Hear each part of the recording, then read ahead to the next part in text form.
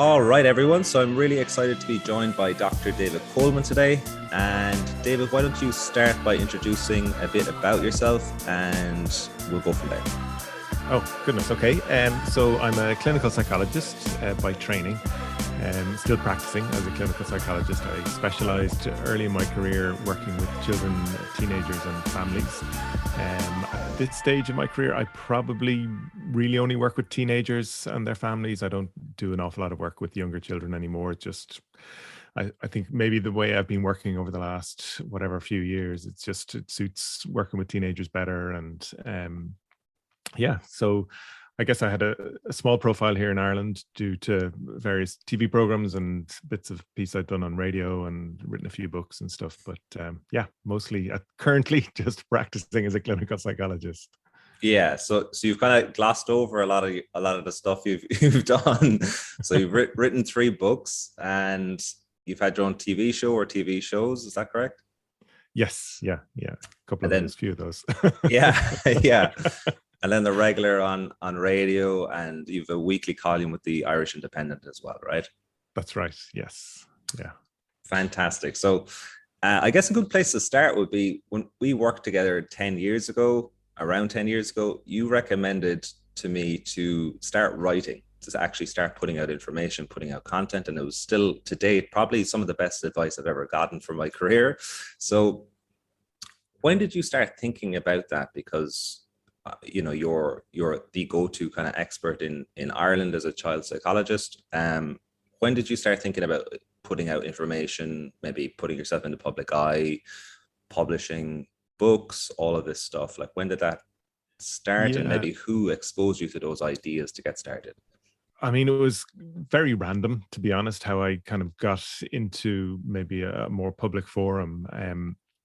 There was a TV production company that was looking to make a television program that was based on a UK format, and they were looking to do kind of like an Irish version, but they were obviously putting their spin on it, trying to make it a little bit original as well. And but they were looking for experts, childcare experts, people who knew about children's behaviour, and so they were throwing their net far and wide. And it was very random that they contacted the school where my kids were attending, and they were looking to know, because my children at that stage were in a Steiner school. I don't know if you're familiar with Steiner education, but and they were wondering, was there like a Steiner approach to child behavior management?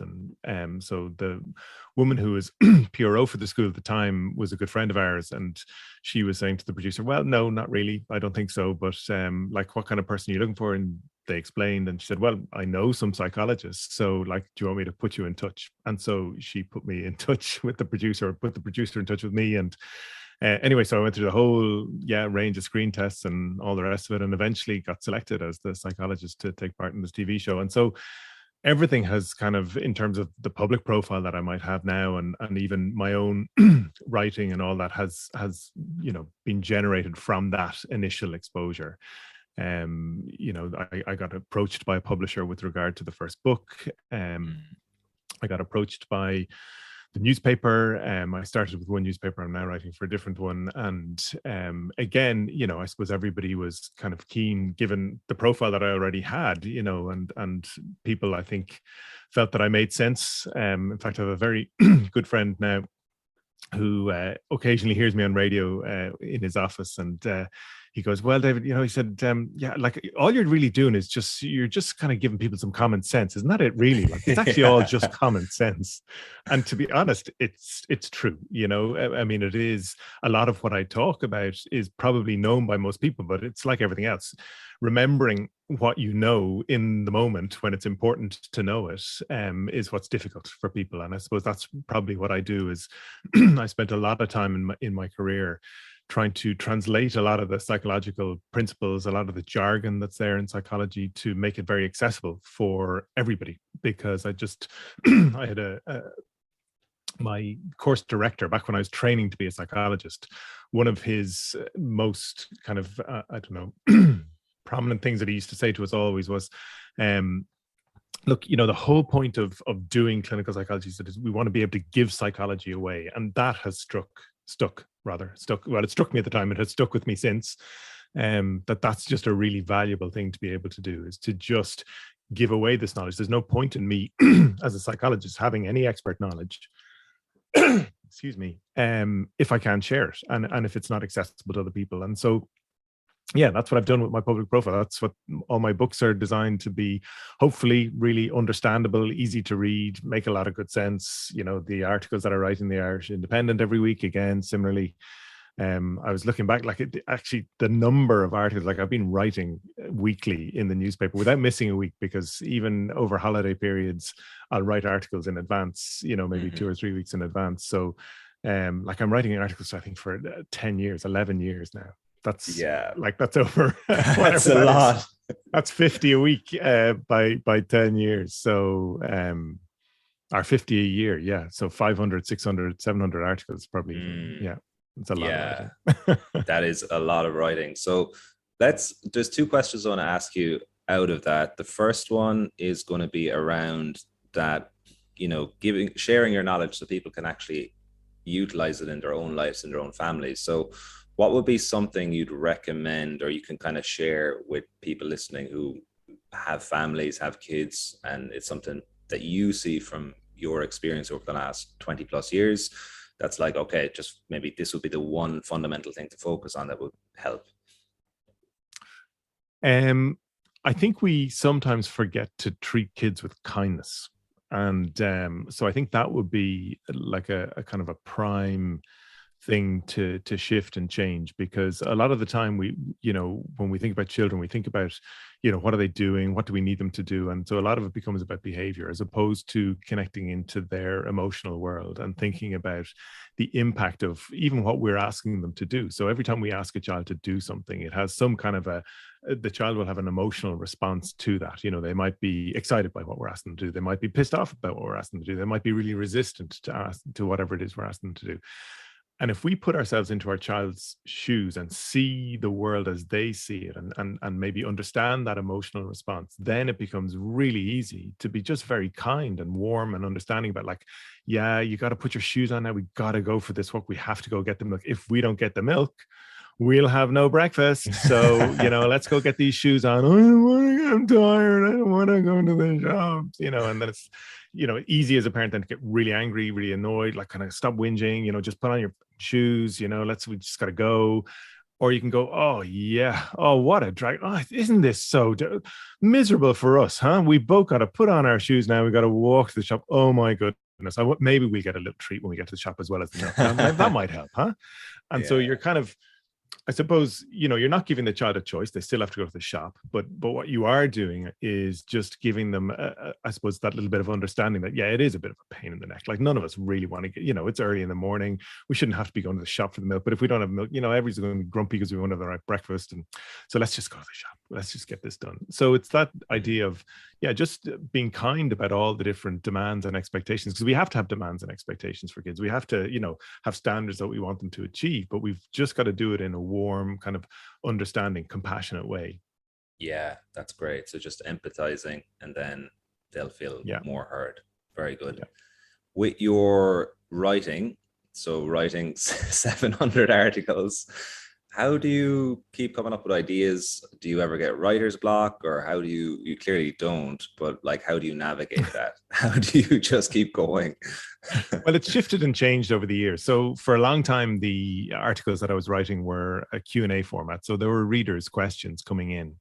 And for, I don't know how many years, particularly near the start, I mean, I had a whole bank of questions. I had, you know, there was questions that I might get, you know, even if I got 2 or 3 in a week, I could only maybe answer 1 or 2. And so there was always an extra question so if there was a week, for whatever reason, nobody wrote in with a question, I would always have a question that I could come back to that was previously asked. And so that sustained me for years and years and years and years. And then in recent years, actually, I've changed the format with my editor. And so now I'm writing an article that is, I suppose, maybe just picking up on something that's a little bit more current in terms of the news. So say, for example, one of my recent articles was just about here in Ireland, you know, along with a lot of other European countries, there's been a big push to try and accommodate Ukrainian refugees from the war in Ukraine. And And so I was writing about just, to understand maybe what the impact of the war might have been already on some of the children who are coming,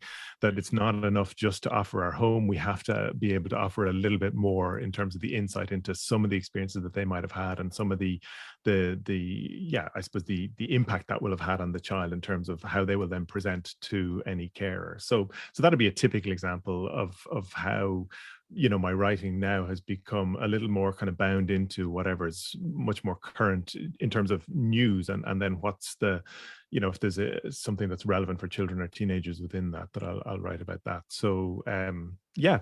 So I do often, I mean, I typically write Mondays. This is my writing day. This is my writing time. In fact, I would normally be writing. I'll be writing in a little you away while from your articles. But even for the Saturday and Sunday before it, I'm thinking, okay, what am I going to write on? So I'm reading the newspapers. I'm looking up stuff on the internet, or sometimes I'll come across just some really interesting research, and I go, oh, okay, wow, that would be good. Now I think people would be interested to understand that. And again, then my goal is to, try and translate some of, again, a lot of research, psychological research is very jargony when it's written down, and some of the concepts are like, oh, that's, what does that really mean? So being able to translate that, hopefully for people in the newspaper, then it's just going to be a benefit for them, something that they wouldn't necessarily have come across themselves because they would have been looking for it, but it's really relevant and valuable, and hopefully current in terms of the research that's out there. So so that's what I spend my weekend on, always in the background. I suppose, obviously I'm, having a weekend as well, but because Monday is my writing day, I'm typically just letting it mull over, excuse me, and trying to set myself up. So I already know what I'm going to be writing about today.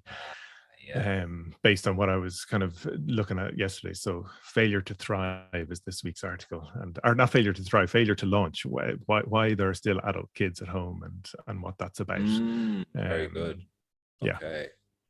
And with regards to that, do you have recommendations? Like, should kids be kind of getting pushed out at 18 or adults at 18, or what do you think? So yes. We should be really encouraging our kids to fly the nest as early as possible. I think I can understand there are a lot of reasons for why it doesn't happen, sometimes to do with economics and other things as well, but some of the time it's also that parents just make it a little bit too easy. And they don't have the same expectation, and so I would consider, for example, even in our own family, we're just maybe a little bit lucky in that we live in the country, and so in order for our kids, if they wanted to go to university, they were always going to have to travel, and so that was kind of nice, that meant that it was always likely that we'd be able to absolutely encourage them to kind of move away and gain that extra bit of independence, because it does put a lot of pressure both on the young person staying in the family home, but also on parents, and a lot of parents end up resenting it, particularly where they feel like they're trying to be kind by, if a young person has gone off, worked away, and then for whatever reason they're coming back home, often to save money, if they're trying to here in Ireland buy a house or whatever, and so they call that kind of like boomerang kids, coming back, so they've got their back, and it's like, oh yeah, it doesn't really work now, because the young person has all of their own independence. They know exactly what they want, and they don't necessarily want to fit into the same routines and structures that they had in their house, and yet their parents are like, yeah, but you're still my kid, like, so I do expect you to get up and do the washing. Well, that's not what I do in my own house, and so there's all these tensions that can arise. Okay, let's shift gears a little bit into failure. So if someone sees your career, they're like, oh, David has just basically always, you've written books, you've had the TV shows, you're in the public eye on the radio with paper, so he has had no issues, or it's just been like success all the way through. So can you maybe share maybe something that was a big failure at the time, and you look back in hindsight and you're like, that actually was really helpful from what I learned from that experience? Well, I mean, it's so I have been very lucky, to be honest. In my professional career, I've been really, really lucky, and there has been few kind of very significant kind of failures that I would look back on and think, oh, that really didn't work out. But mostly that's because I'm quite risk averse. So I am one of those people who really likes to know how it's going to all pan out before I'll dip my toe in the water. And so that's not a great way to approach life, to be honest. I think I probably, I could have been more successful. I could have, anyway, there are lots of things that I probably could have achieved had I been less risk averse. But I'm very, I feel the weight of responsibility, particularly because I'm essentially employed in private practice, and all of what I do is it's just me. So in terms of my family and making sure that my family are supported in the way that I feel they should be supported, I've always felt that way, that I can't afford to take too many risks, because if it does go wrong, the consequences could be really significant. But I think, I won't go into the detail of it, but I certainly at a personal level, and I think that's, there are a lot of things that have stopped me in my tracks at different stages in my life, and even though, on the face of it, I'm very successful and happily married and 3 kids and all the rest of it, like that's not come without its own share of both challenges and a lot of hard work. Like I think sometimes even successful families, successful couples, they make it look easy, but actually it's because they're working really hard to make that happen. And I think that's the key thing. It's like, if you as soon as you stop investing in something, things will slip. And so there've been plenty of times where I've just had to go, okay, I really need to do this differently, and so I've had a therapist myself for the last 17, 18 years, could be longer. Same woman, an amazing woman. And, so between her and my wife, I think I've kept on a pretty straight and narrow track in terms of keeping my head together. But that's the big challenge, I think, always, particularly working in the field I do, is just knowing what's your stuff and what's other people's stuff, that you don't confuse them and mix them up. So that's like my constant kind of challenge. Just keep myself kind of clear with who I am, where I am, and that means that I'm just properly available then to clients. Yeah, I think that would be an interesting thing to maybe see how you've navigated that, because as a psychologist in the public eye, there's a lot of very distressed people out there, I'm sure. Well, there is. So how do you manage boundaries, your energy levels? You have your own private clients, you have your family, of course, you have your own health and energy. And then if you're writing every week for the national paper, you must have a lot of people maybe coming, trying to get, pick your brain, or maybe look at getting help from you. So how do you keep your own energy, but also help people? So I guess there's a couple of different things. One, Ireland, I find to be like, even when I was probably more recognizable or well known and would get stopped in the street and people coming up and saying hello, people just wanted to come up and say hello and to acknowledge who I was and what they liked about a program that I had made, or something that they had read. People didn't come, like random people on the street never came up and asked me advice. It's just never happened. And I appreciate that, because actually I shouldn't say it's never happened. It did happen once. It happened once. I was about to check into a hotel with my family, and I was getting luggage out of my boot of the car, and this woman came up and started telling me this story about her son and herself and the difficulties, and I was like, whoa. So I had to say, look, I'm really sorry, my family are right here. I actually can't discuss this. If you'd like to make an appointment, contact me at this email address, and we can take it from there. So it has happened once. So I shouldn't say it's never happened, but generally it doesn't happen. Or do you get any emails or, Yeah, I mean, I get a lot of emails, and I think a lot of people assume that that's kind of what I do, because again, for most of my writing career, that's what I've done, is responded to people's questions. And so, but I'm very firm. I just don't answer questions, and I write back. I acknowledge every email I get, and will acknowledge the question, and just let them know that unfortunately I can't respond, and that if they would like someone to respond, they need to contact their GP and make an appointment to see somebody. Because it is the equivalent to me just randomly kind of ringing a doctor, and going, like a medical doctor, and going, so, I've got this thing on my toenail and I'm just wondering, like, what should I do about that? Like, you just wouldn't do it. You wouldn't pick up the phone to any random doctor, or you wouldn't And so that's, I think people get it then, you know, they understand, Yeah. like, and they, I suppose, you know, they were chancing their arm perhaps, or they, I mean, I think some people really do expect that I'm just going to answer. I don't know. I don't know. Yeah. You know, so yeah, I think it's fair, you know, that people ask and I just go, well, I'm sorry. So I keep my I suppose my boundaries pretty tight around that. Yeah, I think it's probably just not real awareness sometimes as well. Like people maybe don't realize how many questions you get. And then if you just spent your days answering questions, you would have no family life, no personal life, no career. Yeah. So it just wouldn't work.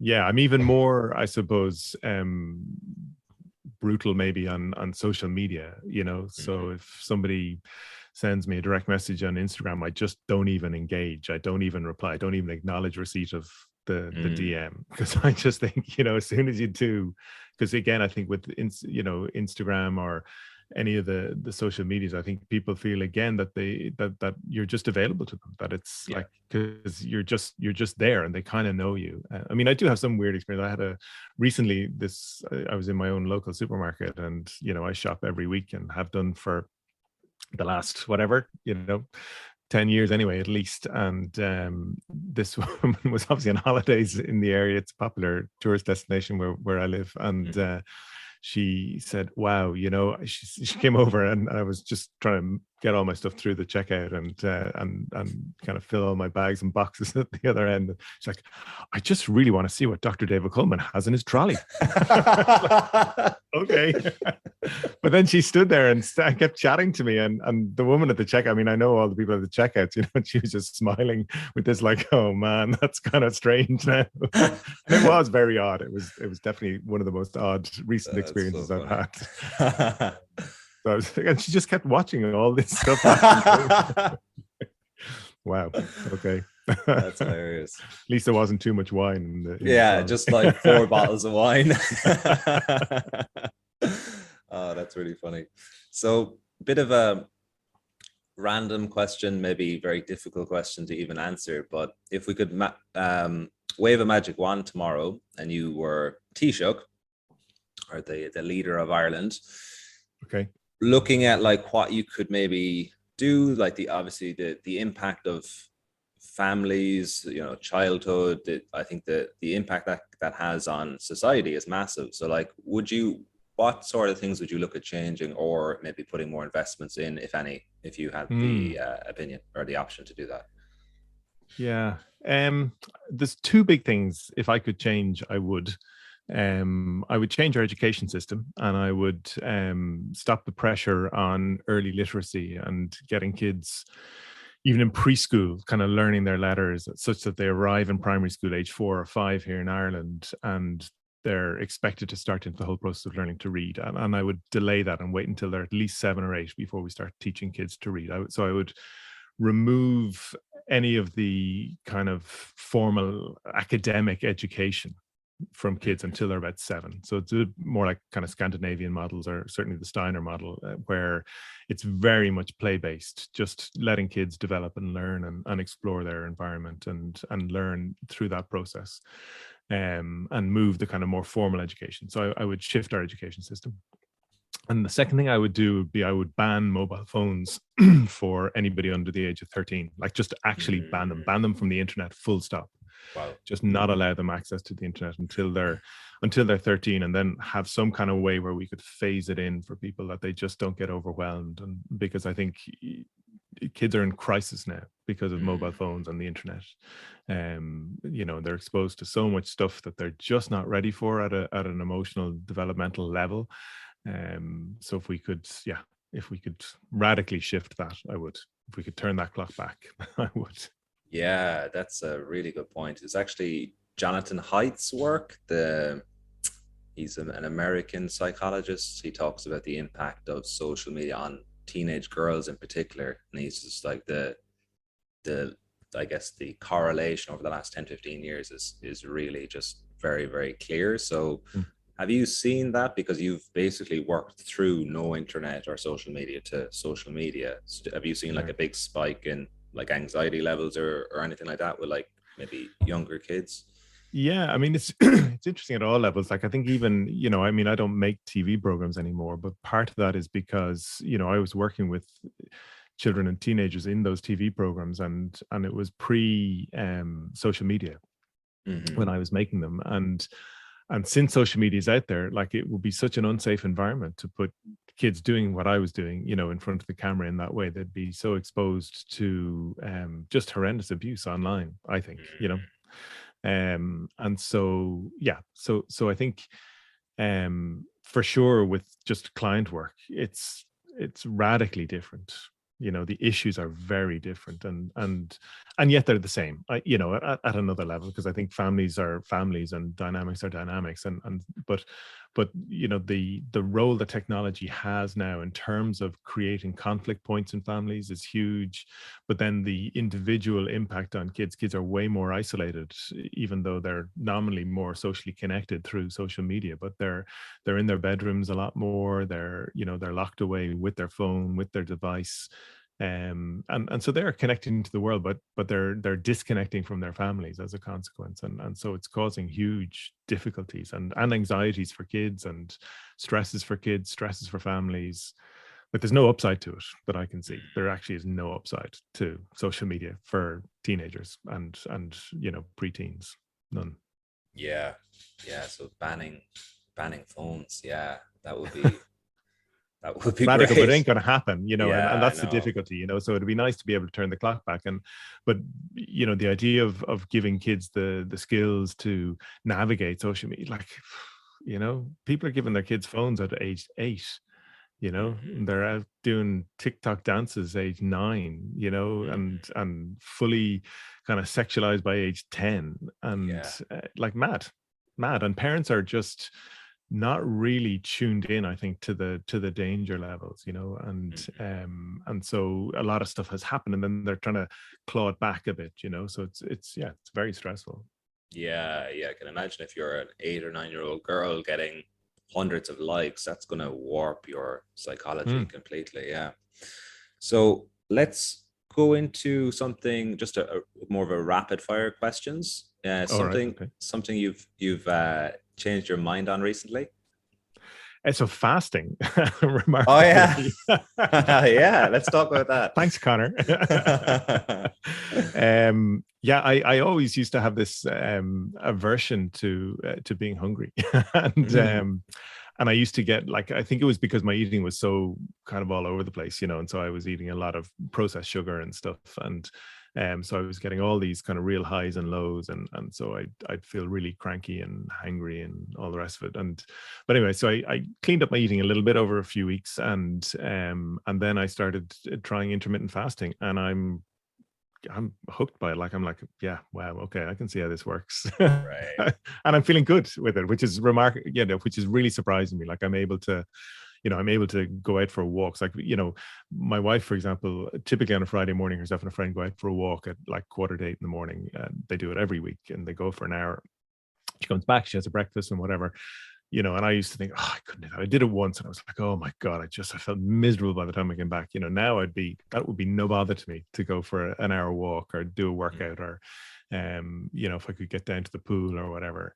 Yeah, I could do all of that pre-breakfast, or not even have breakfast. And then maybe, I did a 24-hour fast recently, and I did have a protein, would you call it a shake, protein milkshake? Yeah. Yep. At about 20 hours in, but not because I needed to, because I just thought, oh, well, when am I going to eat my protein shake? So Yeah. I just had a protein shake. But anyway, but I probably could have gone the full 24 hours even without the protein shake. So it's just, yeah, that's been yeah, really interesting recently. Yeah, that's huge. I think that's going to Mm, be a massive going forwards for you, just from yeah, maintaining a body composition you're happy with as well. So, yeah, I'm delighted to yeah. hear that. Okay, so if you could pick anyone to have as a dinner guest, someone that you'd love to just, sit down and chat to for 2 or 3 hours, who would it be and why? Gosh, I don't know. I mean, I'm a bit of a curmudgeon, and I'm not that social. So who would I pick? God, I actually don't know. I really don't know who I'd pick. Would I pick an author? I don't know. Would I pick? Um, yeah, I don't know who I'd pick. Okay. That's really stumped me. Yeah, I don't know. I don't know. My wife would pick somebody and I go, oh, that's fantastic. That's actually what would happen in our house. Yeah. I'd be like, oh, this is so brilliant. I'm really enjoying this. But my wife would have made the social connection. Yeah. So next question. What are you most grateful for and why? So I mean, I've mentioned my wife a few times. She's a remarkable woman, and I think is the like we laugh and we have our moments where we acknowledge how different we are as people. Like we are, excuse me, we are radically different. How we think about almost everything is different. Our approaches to things is different, and yet it works. And I think our kids have really benefited from the fact that they get good balance, I think, because of our different approaches to things. And I mean, there are certain things, of course, where we've absolutely dovetailed and we have, but so I'd be most grateful for my wife. She's just been a really powerful presence in my life for Fantastic. I'm going to get the number of years wrong, so 20 plus years. I know it's about 20. No, are we 26 years together, 27 years together? I don't know. 28 years together, I don't know what it is. You'll tell me. Crossly. Why don't you remember? Why isn't it just burned into your memory? Very good. So if you could pick a special ability to have tomorrow, what would it be and why? So I mean, the work I do, if I could read minds, I would just boom. It would be unbelievable.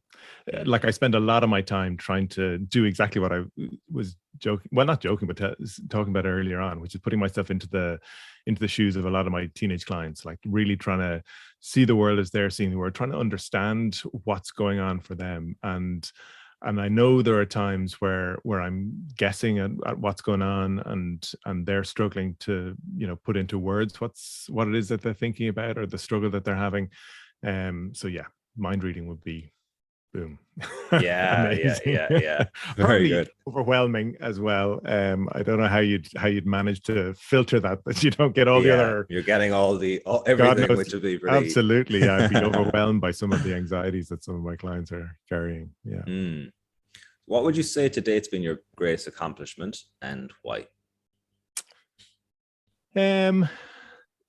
So again, like at a very personal level, like our family, like I'm so proud of my kids. Like they are just remarkable human beings. I mean, I worry less about what they achieve or what other people might see in terms of their accomplishments. That's not particularly important to me. I mean, I'm delighted for them when they accomplish stuff, but they're good people, and so I feel like, well, okay, if myself and my wife got one thing right, we must have got that right because they're good people. So that's definitely up there, and I am proud of the accessibility that I've created for people with regard to some of the information that I've had the good fortune to understand myself and been able to, as I say, translate. And so I mean, writing books, like it's writing books is hard work. It's horrible, actually. I don't like writing books. I've never really, ironically, liked writing. I happen to be good at it, but it's not been like something where I think, oh, brilliant, I'm going to get in my zone and write. It's like, oh, fuck. But I happen to be good at it. You've done well for 10 years of doing that, mate. Well, no, I am proud of that. I am. So again, because that's, and I know that that's effortful. That's not just something that's come easy, that's hard work in that. And so I'm proud of that too. I have a lot to be, as I say, really grateful for. Like I've been very lucky. I've met good people along the way. So just talking about that point about like making psychology or therapy more accessible to people, have you found that people's, I guess, maybe the stigma around therapy or seeing a counselor, seeing a psychologist, has that shifted a lot over the last 10 or 5 or even 2 years?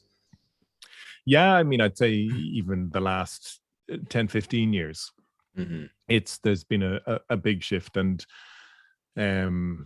I struggle with the way a lot of teenagers will say, they'll label themselves as having mental health problems, and so they'll say, I have anxiety, as if it's like I have COVID, I have a disease or I have an illness, and I don't see a lot of the emotional struggles that teenagers have as diagnosable conditions that they're they've kind of picked up, they are typically just very natural responses to the different environmental stressors that have been there, whether that be about their family of origin or their experiences with friends or in schools or whatever. And so, yeah, so I'd spend quite a lot of time, trying to, give them a sense that, look, this all makes good sense, and naturally you feel anxious. I wouldn't take that away from you at all, but you don't have anxiety, you don't have an illness. And actually for a lot of them, it kind of frees things up.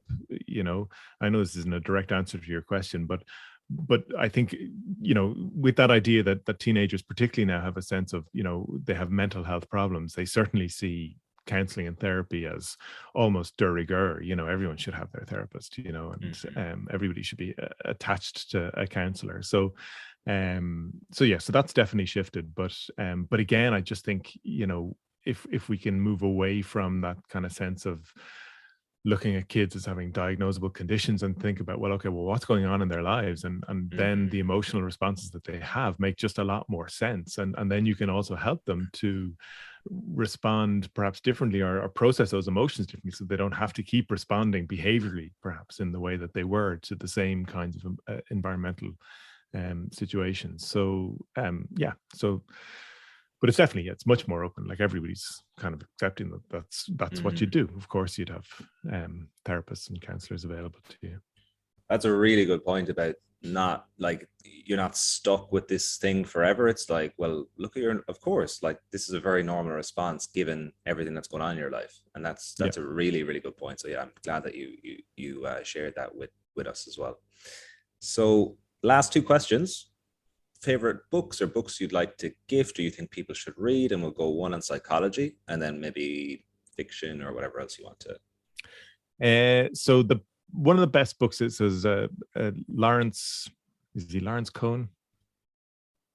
No. Yeah, he is Lawrence Cohen. Anyway, American psychologist, has written a book called Playful Parenting. Just one of the most accessible, best books I've ever read for any parent who has a child, because it's all about building relationship with your child. And so when you have a good, what I would call an emotionally connected relationship with your child, everything follows easily after that. Behavior management is easy when you're already emotionally connected. It's the disconnection that makes the conflict, really exacerbates it, makes it difficult to deal with. Whereas, it's absolutely, it's much more straightforward to be able to say no to your child when you've already got a good relationship with them. And so Playful Parenting is one of the best psychology books I've ever read. And then fiction. So yeah, I mean, I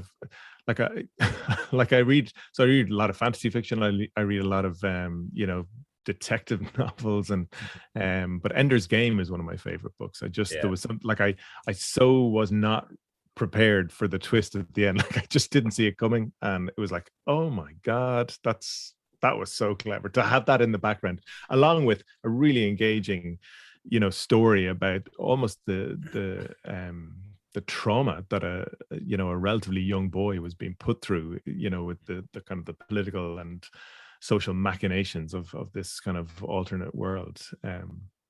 Really enjoyed that book. Very good. Yeah, I'm gonna definitely have to read that now. I was saying it to you that Mark Zuckerberg said that is his favorite book as well on a really? podcast. Yeah. I'll just do my robotic face now. Yeah. Me and Mark. Yeah, you and Mark. You've a lot of things that you're looking to achieve together. Social media to kids. Yeah, he's obviously not risk averse. Yeah. In terms of pushing things forward. So it's interesting as well. You've noted playfulness a lot, and there's actually, because obviously the stuff I'm doing is all movement related, but there's a lot of research around play as adults and relieving anxiety and mental health issues. So it makes sense that that's going to be just in general as humans to absolutely, because we run these Headspace adventure camps for teenagers over the summer, and they're week-long camps, and I would say 50% of the parents who bring their kids to the camp go, I don't suppose you run these for adults, do you? Like, because the idea of getting out into nature for a week and doing different adventure activities, but just having that space to process a bit of stuff, but also to just be in nature, and it is play ultimately. I mean, I like it's hard work at one level because we're living with these kids for a week, and it's a bit like a big chaotic family, but it's also just really good fun, Yeah, makes a lot of sense. Okay, last question is, if you could put something on a billboard in somewhere like Times Square or somewhere where millions, if not billions of people could see it, what would you say and why? I'd say be kind to kids. Yeah, be kind to kids. There's an awful, like, it's easy to be unkind, and adults have a lot of power, a huge amount of power in the relationships with children, and I think sometimes we take advantage of that and we abuse it. And I don't mean in terms of like physically abusing kids or whatever, but we put kids under a lot of unnecessary pressure. So just be kind to kids. And I think it's just a mindset then. It's like, okay, for sure we have all these expectations and standards that we want them to achieve. But like, if we do it in a nice way, like, there's nothing to stop us being kind about, achieving these things. It would make the world a lot easier for kids. Yeah, and the impact that would have, I think, as kids grow up into happier adults, that would be huge. So that was great, mate. Really appreciate everything that you shared today. I've learned loads myself, and I hope people have learned a lot as well. Where can people check out more about what you do? Is it social media? Is your website? And where should we send people? So my agent hates the fact that I just don't push my social media, but I don't push my social media. But I do have, I suppose Facebook is probably where I have the biggest kind of following, but I'm kind of social media averse a little bit. So I just don't put a lot of stuff out on social media. But I have a website, davidcoleman.ie. So if people really want to find out who I am, and not you won't find out who I am through my website, but you find out a bit more about me and contact details and all that kind of stuff for whatever. Yeah. So davidcoleman.ie. davidcoleman.ie. Perfect. That's great, David. Really appreciate you taking time out of your morning.